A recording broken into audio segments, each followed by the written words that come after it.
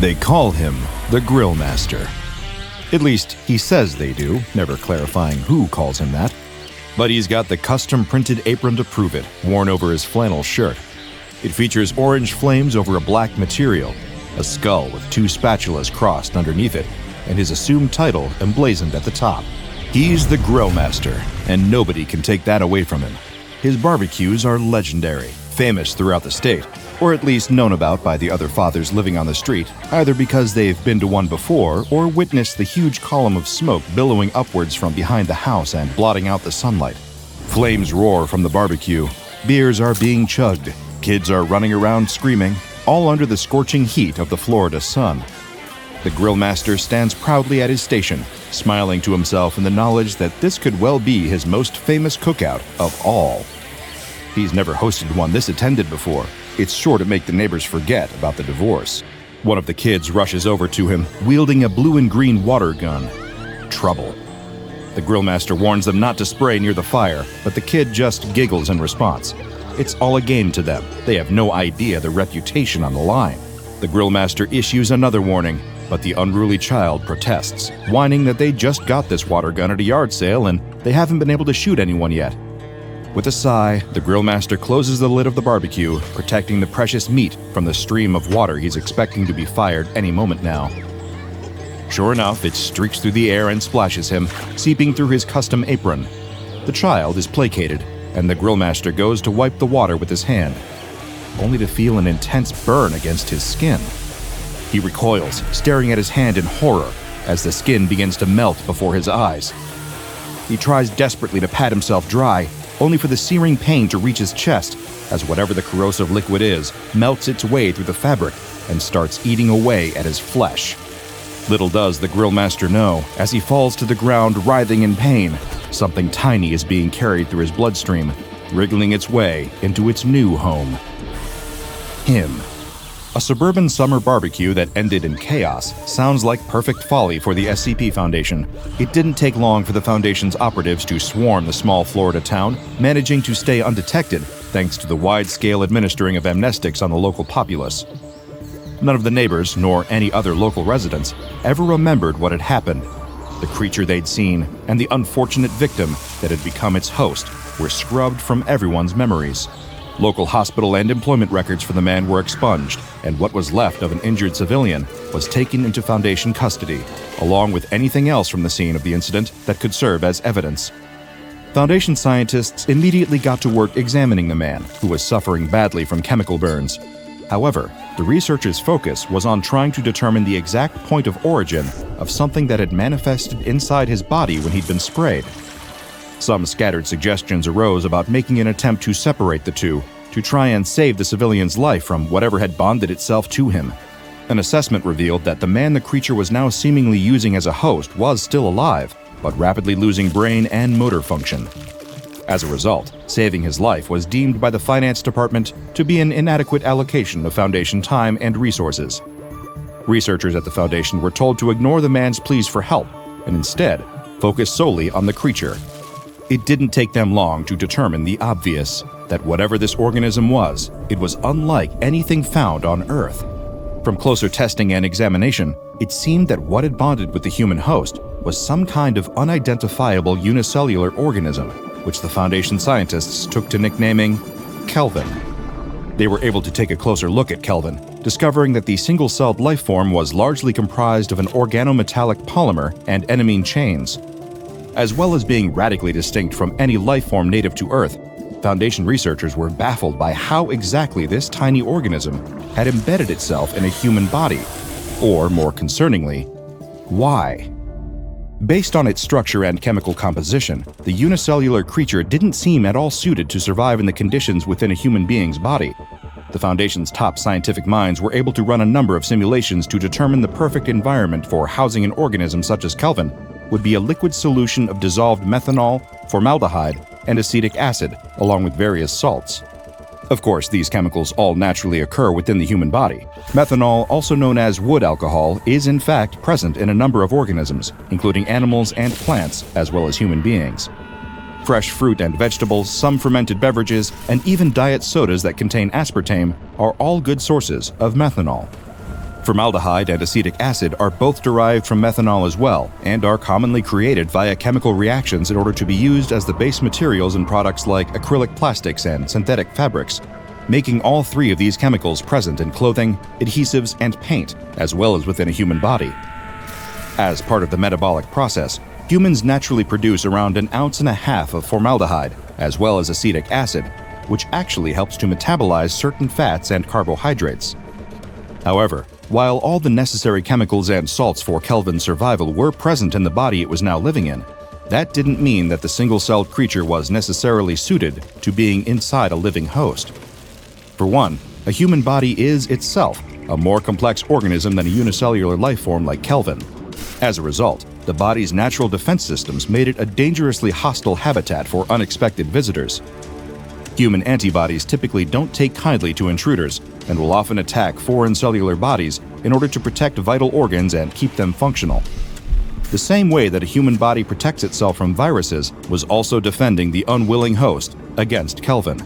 Although Kelvin was draining its host's metabolic system of methanol, formaldehyde, and acetic acid to survive, thus weakening the immune system, it wasn't enough to prevent antibodies from attacking the unicellular life form.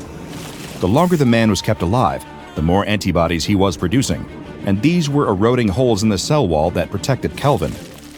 So once again, the Foundation scientists faced another dilemma. Did they keep the host alive and help his body reject Kelvin? Or did they experiment with strengthening the single-celled organism in order to see what happened?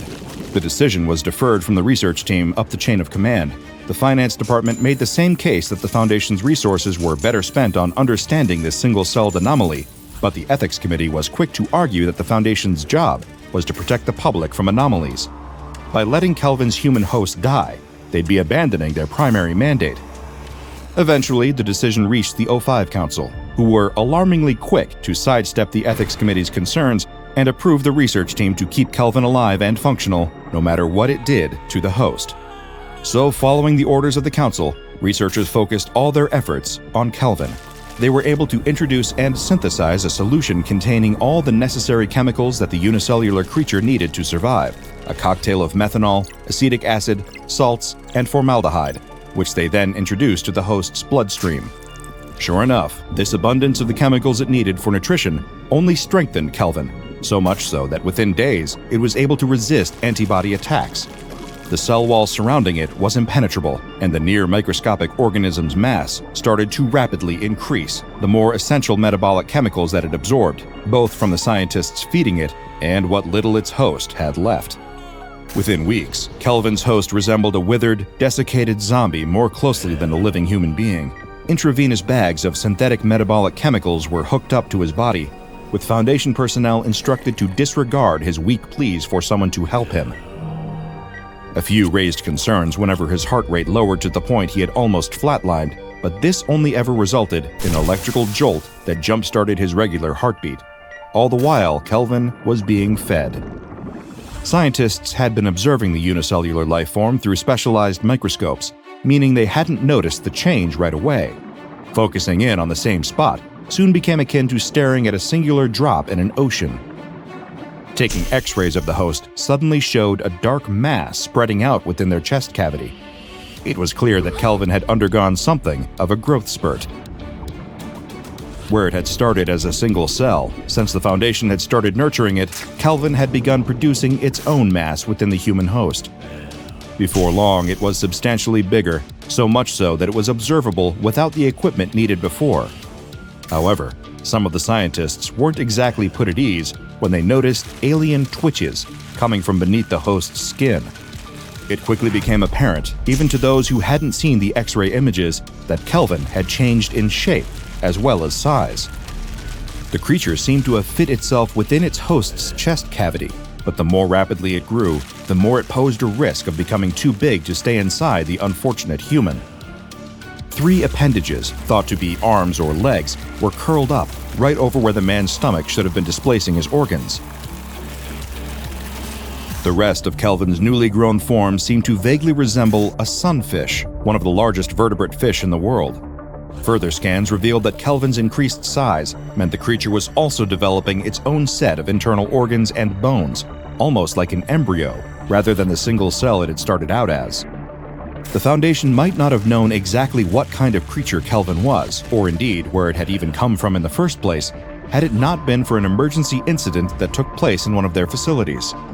It just so happened that the same site where researchers were keeping Kelvin alive inside its host became the target of an attack by none other than the Chaos Insurgency, the dangerous splinter group that formerly served as part of the Foundation. The attack had been swift and brutal, with Chaos Insurgency operatives storming the facility with ruthless efficiency. Thanks to their training from disavowed members of the Foundation's elite mobile task force Alpha-1, the Red Right Hand, these insurgents were able to navigate the halls of the research site in an attempt to raid it for anomalous items that they could use in their ongoing war against the SCP Foundation. Since they were established by the O5 Council, the Chaos Insurgency had a long and storied history of operating under the cover story that they were traitors to the Foundation, stealing anomalies in secret to further the Council's own shadowy agenda. However, they had long since defected and now served their own nefarious agenda, launching strikes against Foundation facilities, seizing SCPs with dangerous potential, and eliminating Foundation personnel. The aftermath of the Insurgency's attack was a mess. The bodies of Foundation researchers and personnel had been left strewn throughout the hallways of the research facility. Cleanup crews were given the unpleasant task of removing the remains and wiping down the bloodstains, while research staff from other sites were called in to take over the various projects and anomalies being studied by their less fortunate colleagues. That was when they found Kelvin. In one of the facility's labs, a Chaos Insurgency operative was discovered dead, pinned beneath the body of something inhuman. What little was left of Kelvin's human host had been splattered in multiple directions. The scattered fragments of a ribcage found by cleanup crews suggested that the creature had burst out of the body it had been inhabiting, either because it felt threatened somehow, or its host had sustained damage during the Chaos Insurgency's raid. Sure enough, security footage was recovered from a backup of the site's closed-circuit surveillance system that corroborated the working theories about what had happened to Kelvin. In the footage, a platoon of Chaos Insurgency gunmen stormed through the facility, exchanging fire with security personnel as they systematically cleared every room on every floor, one by one. Squads split off to examine anomalies, looking for any that would suit the Insurgency's goals, while the rest of their forces continued the raid. At one point, though, a lone insurgent split away from the main group and wandered into a research lab. Stepping inside, they were met with the sight of Kelvin's human host, almost entirely emaciated, barely alive. Either out of cruelty or a willingness to put the man out of his misery, the Insurgency operative produced a sidearm and terminated the host. Upon their death, the body began to convulse violently, the movement emanating not from any kind of post-mortem muscular spasms, but from something moving around inside the host's body. The Chaos Insurgency operative reacted by opening fire with their weapon again, before the host's chest ruptured and Kelvin, now fully formed, spilled out. Able to move uneasily on its three legs, the creature launched itself at the insurgent, either in an attempt to attack in confusion or retaliation, possibly even trying to pass from its previous host to a new one. Traces of cyanide were discovered in the Chaos Insurgency operative's mouth, suggesting that they had a contingency against Foundation capture in place. It was suspected that the surprise from seeing a creature like Kelvin erupting out of a cadaver made the insurgent accidentally bite down on a cyanide pill disguised as a tooth. At this point in the footage, the Kelvin creature seemed to stop moving, losing consciousness. By the time it was discovered after the raid, it had already perished. Foundation researchers brought in to take over the examination project were at a loss. All of the work done to nurture Kelvin and grow it inside a human body had seemingly now been for naught, thanks to the Chaos Insurgency. Uncertain of how to proceed, it wasn't until another security recording surfaced that the researchers were given their best lead as to how to continue the project, and it came from the most unlikely of sources, a Foundation security officer. During the Chaos Insurgency's assault, the officer had been captured by surveillance cameras fleeing for his life, having run out of ammunition and frantically searching for an additional magazine or another weapon to defend himself with. However, thanks to the Chaos Insurgency's knowledge of the Foundation and their expectation that mobile task forces would be deployed to counter their attack, their operatives had first seized control of the site's armory. The only option that left the fleeing security agent with was to scour the areas of the facility the insurgency was yet to reach, which drove him towards an evidence room. Frantically emptying boxes, looking for something even remotely resembling a viable self-defense option. In his search, the security cameras showed the Foundation officer discovering a piece of evidence recovered from the Florida barbecue where the Foundation had discovered Kelvin. It was an unassuming water gun, made out of blue and green plastic with an orange nozzle and trigger. When interviewed following the raid, the security officer clarified that his intention had been to surprise a Chaos Insurgency operative, temporarily blinding them with a spray of water directly to the eyes, then disarm them, relieving them of their firearm to use it to defend himself. This wasn't what happened. Little did the officer realize that he had just retrieved the missing piece of the puzzle when it came to the question of the unicellular lifeform's point of origin. The water gun wasn't a simple child's toy. It was SCP-3788. Upon discovering the anomalous water gun against a member of the Chaos Insurgency, the security officer unexpectedly doused the target with a pressurized jet of liquid ammonia. On contact, the corrosive substance dissolved the insurgents' bodily tissues, rapidly and agonizingly melting them. Their injuries were fatal. Following the discovery of this incident, the Foundation's researchers requisitioned the anomalous water gun. It had been incorrectly stored as evidence following the Florida incident, with the previous research team too fixated on the development of Kelvin to notice what had appeared to be a harmless child's toy. Researchers began investigating the object's capabilities in an attempt to determine a link between the ammonia-firing water gun and the now-deceased specimen of a single-celled organism. Testing didn't take long to yield the answers they were searching for. The screw cap for filling up the gun with water was sealed shut and impossible to open. Threading a fiber optic camera through the gun's nozzle only showed what looked like the empty interior where water would normally be. Yet, as Foundation personnel soon discovered, SCP-3788 itself was where Kelvin had come from. The gun itself contained a spatial anomaly, linking it to an unknown location. When fired, the high-pressure jet of corrosive liquid ammonia that was released was from wherever this spatial anomaly led to. Upon further examination of the dangerous chemical released whenever SCP-3788's trigger was pulled, Foundation experts discovered the presence of other chemicals, namely dissolved methanol, formaldehyde, acetic acid, and various salts, exactly what Kelvin had needed in order to survive. Also contained in the ammonia solution were several unidentified unicellular organisms, each consisting mainly of organometallic polymers and enamine chains, and unlike any other life form found anywhere on Earth. In short, they were more of Kelvin. Through continued usage of SCP-3788, Foundation researchers were able to use the anomalous water gun to eject multiple additional samples of these single-celled organisms. Capturing these, they were able to cultivate them in much the same way Kelvin had been allowed to grow, but without the need for human hosts, instead preserving them in ammonia tanks and feeding them the same synthetic solution that had allowed Kelvin to grow from its unicellular form. On occasion, use of SCP-3788 would result in the ejection of an unidentified organism that resembled a sunfish, each possessing 6 eyes and 3 limbs. On further inspection, these creatures also shared a similar biochemistry to the single-celled organisms and to the deceased remains of the Kelvin test subject. Testing using SCP-3788 was suspended, however, following an incident now designated Incident 3788-G. 4 months into their experimentation with the anomalous water gun, the object unexpectedly ejected a 35-meter-long metallic vehicle, which was propelled out at the same velocity as the liquid ammonia. This caused it to crash through several rooms of the Foundation facility, resulting in numerous workplace injuries and a handful of deaths that have since cost the Foundation dearly in compensation. The vehicle itself seemed to resemble a submarine. When Foundation agents opened up the metal hatch to its entrance, a group of 8 organisms emerged. Each displayed signs of sapience, as well as sported 3 legs and appeared to resemble sunfish, much like Kelvin had. However, all 8 of the creatures quickly lost consciousness, suffering from atmospheric shock, and were immediately rushed to ammonia tanks to keep them alive. An inspection of their vehicle by the Foundation uncovered pictograms, as well as a written language that has only been partially translated. Based on this information, the Foundation has cause to believe that the creatures originated on Titan, one of the moons of Saturn, and that this is where the spatial anomaly within SCP-3788 leads to, a conclusion that almost nobody suspected, but was undeniably and literally out of this world. Check out the DrBob Patreon and become a junior researcher today.